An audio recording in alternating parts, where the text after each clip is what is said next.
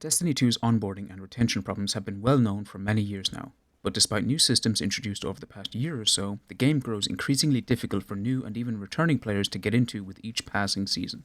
So, I started a free-to-play account to see exactly what it's like for new players starting D2 midway through the year of the final shape. As for my own experience, I began D2 during Festival of the Lost in the year of Witch Queen, 2022, having never played any Destiny before that. Now I have over 4,500 hours of D2 and over 500 hours of D1 under my belt. Loading up the game for the first time has the typical sort of user agreements and basic settings you find in different games, but I'll admit it was jarring to see just how many menus there were for superfluous things like crossplay and cross-save. It's hardly a player's priority to make sure they have everything set up on multiple gaming platforms for a game they just downloaded. Anyway, I created my character, the most generic and bland exo hunter imaginable, and hopped in. The opening cutscene from D1 is as beautiful as always, but the following cutscene describing the history of the world of Destiny left me puzzled. It's almost 5 minutes long and does a poor job of actually setting up the world. It talks about everything briefly, and yet it feels like it goes on forever before warning us of the great threat posed by the Witness, explaining who the Guardians are, and then throwing us into the game with a flash of light I'm sure epileptics won't appreciate. From here, we fight some Fallen while Ghosts explain to us how we use our abilities. I won't get too in-depth with the structure of these individual missions for the New Light quest because there's really no need. They do a decent job of explaining how to play the game itself using guns and abilities, and little on how our subclass works without overwhelming the player too much. We destroy a Fallen Walker before meeting up with Astacross. Shaw guides us through the remainder of the New Light quest before we finally get to go to the tower for the first time. There we meet with friendly faces we will see much more of in the future, like Amanda Holiday. We talk to everyone in the tower as a brief introduction and then get a mission to perform our very first strike. Funnily enough, the matchmaker loaded me into a strike in progress that was already in the boss room. I was kind of bummed out I didn't actually get to do the whole thing, but obviously it saved me some time. Though from a narrative point of view this is really bad, since it skipped almost all of the strike just so it could give me a fire team. I finished off Nevada with some slick hand cannon shoddy swaps and claimed the loot. Loading back into the tower gives us a 90-second cutscene I found honestly laughable. Zavala gives us yet another summary of everything that's happened over the past few years, and then that we need to go beat the Witness, the single greatest threat to the whole universe, even though I just woke up like an hour ago. The final step of the New Light quest is a short and sweet exotic quest for the Risk Runner submachine gun. A really enjoyable exotic that I'm glad is used as an intro to new players. You can also get the tractor cannon from Shaw's camp and another exotic from Ikora, I believe, but I'm not too sure if it's guaranteed. So, on this run, I had 3 exotics in the space of about 90 minutes of booting the game. The overall structure and pacing of these missions is actually quite good, and does a decent job of giving the player a rundown of different types of PvE content they'd experience through normal play. The issues come from what happened next, namely, nothing. There are a few quests to help build out your subclasses and gain exotic armor to become a more potent guardian, but no structure to move your own narrative forward within the game. We've been told through multiple cutscenes at this point that the big final battle is right around the corner and we have to go and deal with it. The problem is that we have no structure at all to guide us there. Now, at this point it is fair to say that this is a free-to-play account. So, I made a brand new character on my main account which has all of the content that I could possibly get since I started playing, and here's what the quest tab looks like when I finish the New Light quest. Yeah. Even I, with almost 5,000 hours played, feel overwhelmed looking at this. I don't know where to start because there is no start. The game continues to point me towards doing the most recent content first, but that also happens to be the most difficult content. So if you wanted to build yourself up using the game's narrative campaigns as a ladder to climb towards the end, it's not really possible, since so much of it is missing and everything that remains is thrown at you all at once with no rhyme or reason or real structure to it. The core game modes of Strikes, Gambit and Crucible are just kind of there, and they don't build the world out or teach the player anything. They're just there so you can play the content and get some easy loot every 10 to 15 minutes. The free-to-play raids require fire teams, and while Fireteam Finder has been steadily improving, the idea of going into endgame content is not something on the cards for someone who's only been playing for a few hours or days. A friend of mine suggested that having a raid encounter playlist to expose players to some of the more simple raid mechanics at a low difficulty would be a good way to get more players interested in tackling the full versions. Think of it as a Pantheon playlist for simple, short encounters for new and less confident players to matchmake into raid-light events, which take less than 15 minutes. Though, even with the introduction of a system like this, the issue would still remain when it comes to retaining the player's interest and getting them to buy the next release.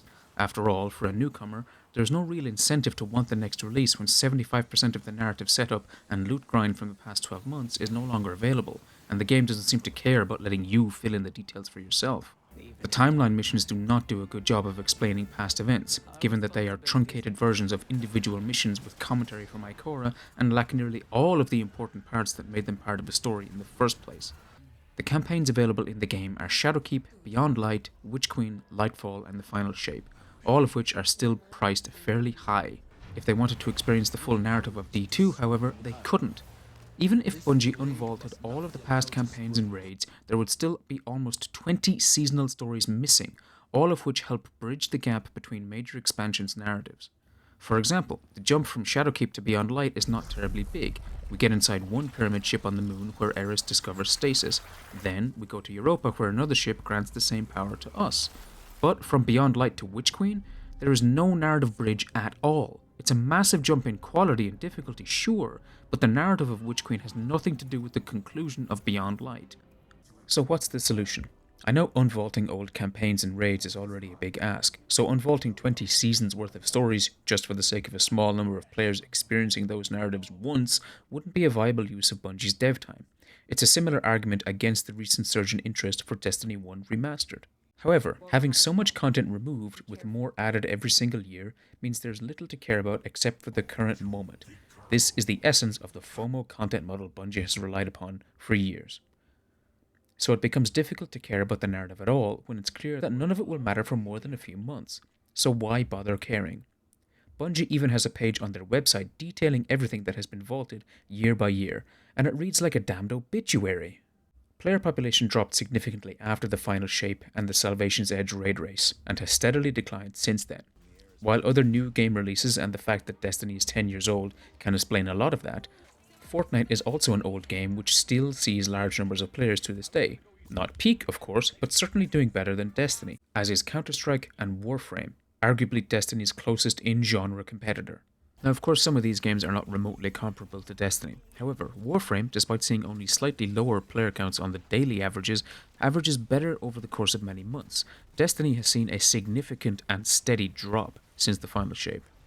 If we look back at Destiny 1, all of its base game and expansion content is still available to play in whatever order the player chooses, once they finish the first act of the main story and level up a bit. And each quest is available from the map screen, so you can only ever see the next mission highlighted that you need to do, without getting bogged down in 50 different quest markers all at once. The only content no longer available are the limited time events like Iron Banner, Trials of Osiris, Festival of the Lost, The Dawning, and the Queen's Wrath event, which only happened twice during Year 1. So it's hard to question the strength of having all of the game's content available when it works so well for D1 that the game has been on autopilot for over 7 years. A new release shouldn't take away from the player content that mattered during the time of the previous release. Now, I am not a game developer or a quality tester. I am a gamer. I am a customer, and a well-paying one at that. My opinion will not be as loudly received as big content creators, but it is no less valid or necessary to the conversation. I do not know what the real solution is that would fix Destiny. All I can say is whatever Bungie is currently doing doesn't work, and I know what I want. All of Destiny in Destiny. The future doesn't matter if the past is so irrelevant it can be erased. Eventually that future will become the present, and the present the past. Now, please don't take away from this that I am pining through nostalgia, because I can't. I wasn't there during the ancient times of primary ammo reserves or the Thorn exotic bounty. I am still relatively new, but I have seen enough and played enough to feel for this game and the state that it is currently in. Don't get me wrong, there are plenty of things I find stupid about this game, like the terrible UI and its lack of customization, to the lack of a cutscene gallery, among other things. I want Destiny to be the best it can be, and whether the veterans like it or not, that means new players have to matter just as much as old ones. Bungie themselves even recognize this. I wasn't expecting this video to get this close to the 10-minute mark, but if you stuck through the ranting of a sober Irishman, I appreciate you, and thank you for watching. Please let me know what you think in the comments below.